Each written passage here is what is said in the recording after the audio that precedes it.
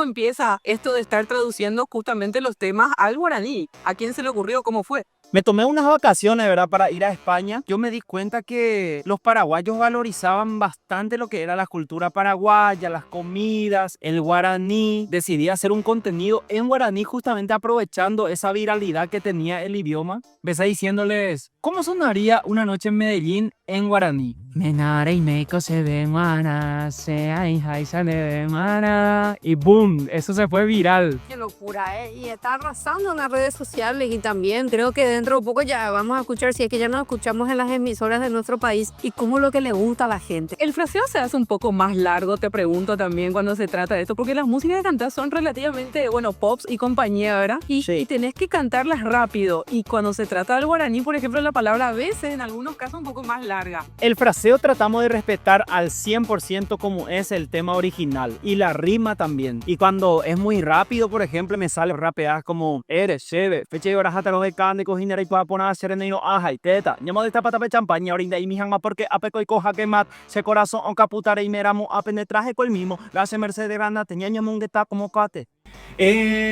Puta, por ejemplo, ¿verdad? Sí, sí. Te felicito, Wilson, porque es como traer nuestro idioma natal a las nuevas generaciones y pegadizo. Esa primera canción, Ay con Boy, por ejemplo, es boom. Sí es, yo tengo que agradecerle a toda la gente porque ese tema salió y tuvo un apoyo masivo. Hoy jape caña cuña, hoy baite malo arriero, jalo potero. Esa vera pau mi cuñaja que opilla se plata beco, se estanciero. Amon de taco se botoñan de yapopota oñón de mi. Ya gurubata cerveza ani que uresa upe y mi. Y ahí las chicas. Ay, cómo. Y así va.